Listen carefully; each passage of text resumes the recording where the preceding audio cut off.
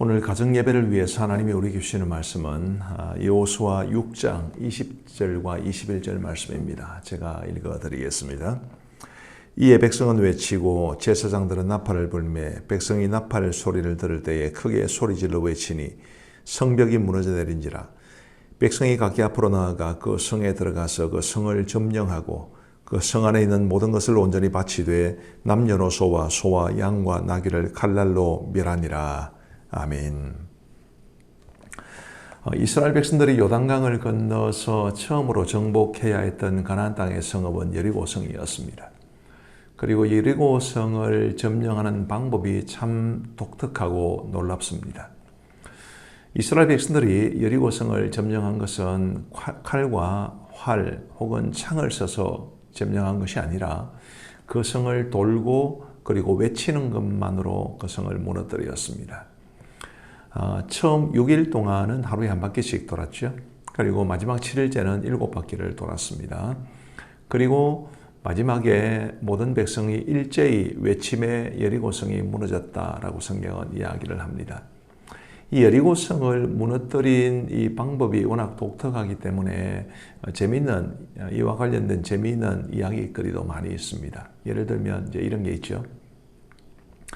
어느 교회에 한 목사님이 새롭게 부임을 하셨는데 목사님께서 이제 성도들의 성경 실력이 얼마나 되는지를 알고 싶어 하셨습니다.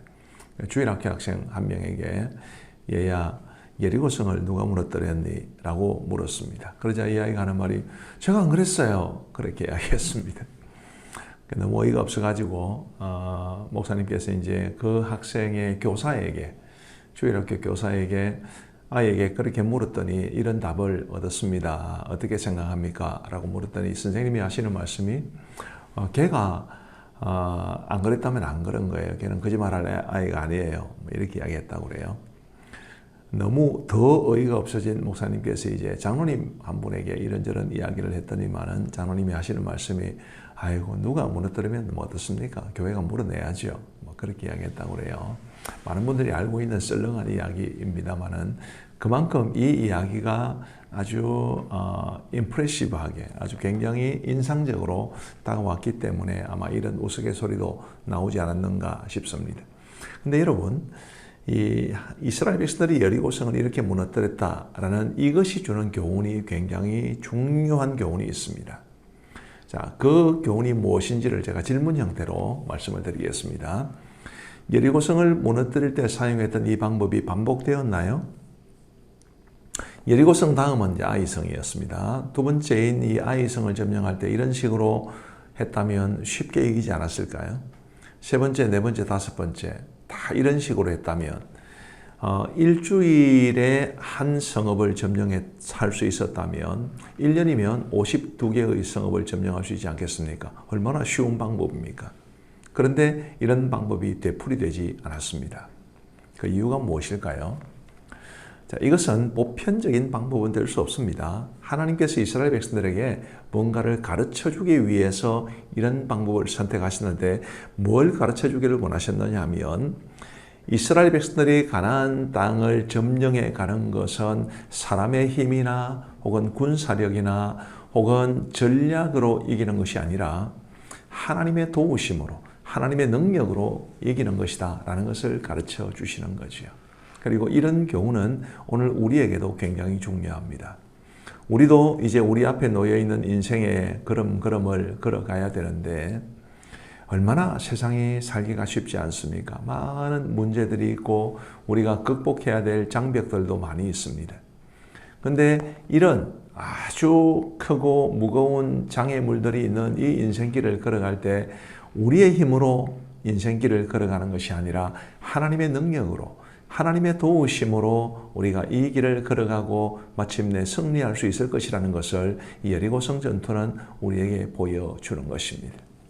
우리 가족들은 우리에게 놓여진 앞으로의 인생의 길을 걸어가면서 이 사실을 꼭 기억하기를 바랍니다. 내 힘으로 살아가는 게 아니다. 하나님의 능력으로 살아가는 것이다. 그 하나님을 의지하고 믿고 신뢰해야 한다. 이런 중요한 교훈을 얻을 수 있게 되기를 간절히 바랍니다.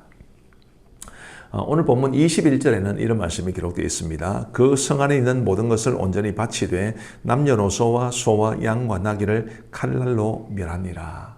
자, 하나님께서 이제 이스라엘 백성들에게 여리고성을 점령하면 그 성 안에 있는 모든 것을 다 온전히 하나님께 바치라 이렇게 말씀하셨습니다. 고대 사회에서 이제 전쟁이 일어나면 어떤 군대가 한 나라 혹은 한 도시를 점령하면 그 나라나 도시에 있는 물품들을 이제 취할 수 있었습니다. 전리품이라고 그러죠. 우리 하나님께서 여리고성 전투에서만큼은 그런 전리품을 취하지 말고 전적으로 다 하나님께 바치라고 명하신 것입니다. 그 이유가 뭘까요? 복잡한 신학적인 설명이 있어야 되겠지만 아주 쉽게 말씀을 드리면 하나님께서는 이런 고백을 하라고 말씀하시는 겁니다. 이 여리고성을 점령한 것은 우리 힘으로 한 게 아니다. 하나님의 은혜이다. 그러니 하나님 앞에 감사드려야 된다. 이런 고백으로 이제 그렇게 여리고성 안에 있는 모든 것을 하나님께 바치라고 말씀하신 겁니다. 자, 우리가 이 땅을 살아가면서 우리도 뭐 좋은 일도 할 수 있고 또 어떤 성취를 이룰 수도 있고 어떤 승리를 경험할 수도 있습니다.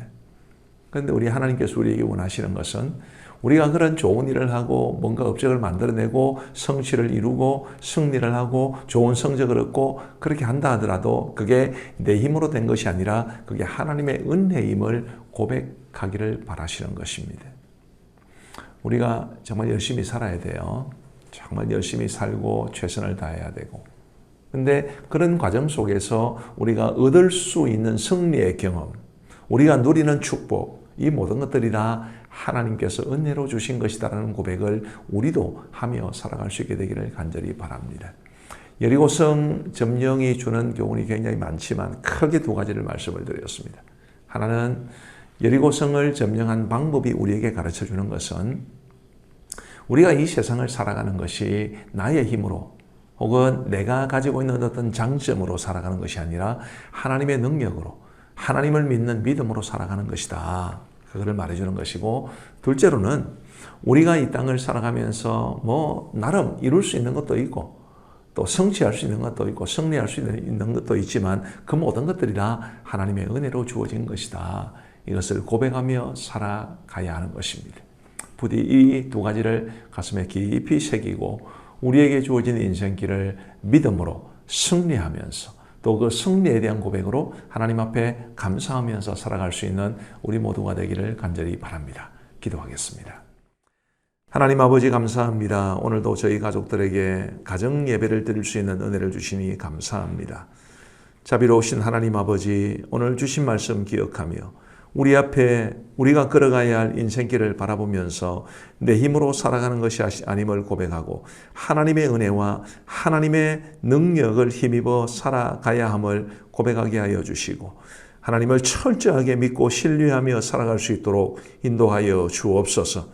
우리도 열심히 살다 보면 좋은 일도 할 수 있고 훌륭한 일도 할 수 있고 어떤 승리를 경험할 수도 있지만 그마저도 하나님의 은혜인 것을 알게 하여 주시고 늘 감사가 넘쳐나는 우리의 삶이 될 수 있도록 역사하여 주옵소서. 우리 가정을 지켜주시고 우리 가족들의 앞날을 주께서 선한 손으로 지켜주시기를 간절히 원하오며 예수님 이름으로 기도하옵나이다. 아멘.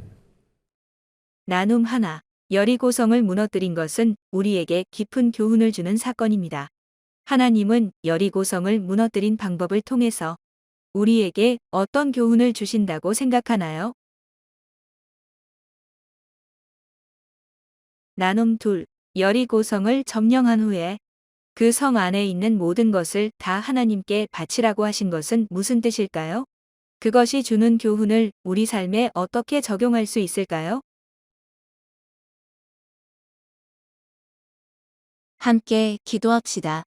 오직 하나님의 은혜만을 사모하며 살게 하시고 하나님의 은혜가 내게 가장 소중함을 고백하게 하소서. 내가 누리는 모든 승리와 축복에 대해서 그것이 하나님의 은혜임을 고백하며 살게 하소서.